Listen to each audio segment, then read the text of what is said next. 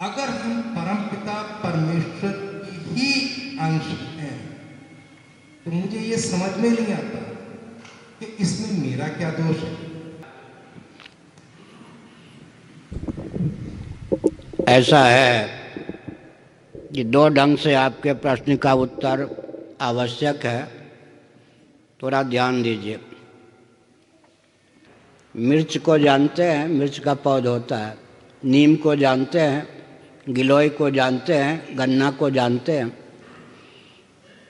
वर्षा एक जैसी होती है, वर्षा का जल सबको प्राप्त होता है, लेकिन वर्षा का जो जल होता है वो स्वभाव से मधुर होता है, परंतु नीम का जो पौध होता है या बीज होता है उस वर्षे के जल को उस मधुर रूप में लेने में समर्थ होता है क्या? नहीं। मिर्च का जो पौध या बीज होता है उस बरसते हुए जल के मिठास को क्या लेने में समर्थ होता है? नहीं। गिलोय क्या उस बरसते हुए जल के मिठास को लेने में समर्थ होती है? नहीं। लेकिन गन्ना में क्या क्षमता है? बरसता हुआ जल जितना मीठा होता है उससे अधिक मीठा करके वह दिखा देता है, अपना रस को बना के दिखा देता है। इसी प्रकार जल के बिंदु अभिव्यंजक संस्थान के योग से कहीं मोती बन जाए, कहीं स्फटिक बन जाए, कहीं नीलमणि बन जाए, कहीं वंशलोचन बन जाए, कहीं गजमुक्ता बन जाए। इसी प्रकार से यद्यपि हम परमात्मा के अंश नहीं, अंश सरीखे हैं।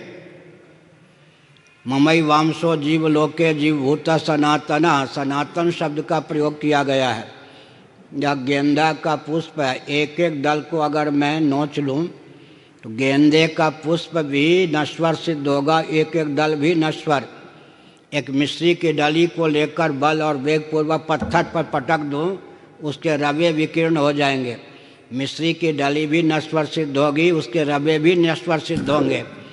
इसी प्रकार अगर जीव भगवान का अंश होगा, औपाधिक धरातल पर अंश मानते हैं, तो जीव भी नश्वर होगा, भगवान भी नश्वर होंगे। हम अंश सरीखे हैं, अंश सरीखे हैं, लेकिन हमारी गति मति स्थिति में जो विलक्षणता है, विविधता है, वह अनादिकाल से अविद्या काम कर्म के वशीभूत होने के कारण है।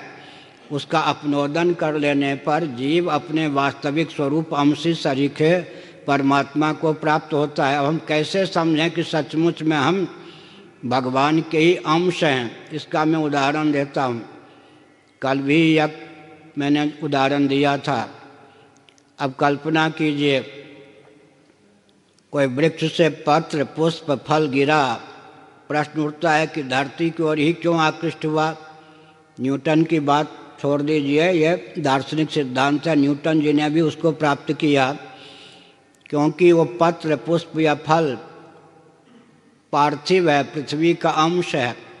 प्रत्येक अंश स्वभावतः अपने अंशी की ओर आकृष्ट होता है। इस गेंदे के पुष्प को बल और वेग लगाकर हम ऊपर उछालें, बल और वेग के निरस्त होने पर यह गेंदे का पुष्प पृथ्वी की ओर ही क्यों आकृष्ट होता है? क्योंकि यह अंश है। प्रत्येक अंश स्वभावतः अपने अंशी की ओर आकृष्ट होता है। 13वीं मंजिल पर भी यांत्रिक विधा का आलंबन लेकर जल को पहुंचाइए, टोटी खोलने पर जल की धारा नीचे की ओर क्यों प्रवाहित होती है? क्योंकि अंश है, अंशी महोदध या सागर है। प्रत्येक अंश स्वभावतः अपने अंशी की ओर आकृष्ट होता है। अग्नि प्रज्वलित कीजिए, दीप जलाइए, दीप की रश्मियाँ, शिखा, चिंगारियाँ ऊपर क्यों उठती हैं? क्योंकि वो अंश हैं। अंशी कौन है? नभोमंडल में विद्यमान आदित्य या सूर्य।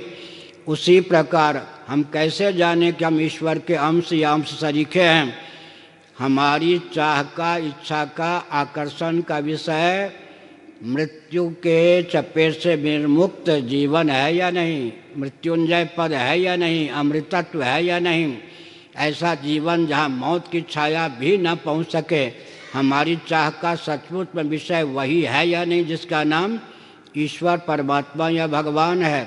ईश्वर परमात्मा भगवान अमृत स्वरूप मृत्युंजय सत्य हैं और सत्य के प्रति ही हम प्रतिक्षण आकृष्ट होते हैं, मृत्यु से बचना चाहते हैं, मृत्युंजय होकर रहना चाहते हैं। एतावता सिद्ध होता है भगवान हमारे अंशी सरीखे, हम उनके अंश सरीखे हैं। हम अब जड़ता अज्ञता के चपेट से विनिर्मुक्त अखंड विज्ञान चाहते हैं। भगवान सत्यम ज्ञान मनंतम ब्रह्म विज्ञानमानंदम ब्रह्म आनंदो ब्रह्म अखंड विज्ञान स्वरूप चिद्रूप हैं। हमारी चाह का वास्तविक स्वरूप अखंड विज्ञान या चिद्रूप होना ही है।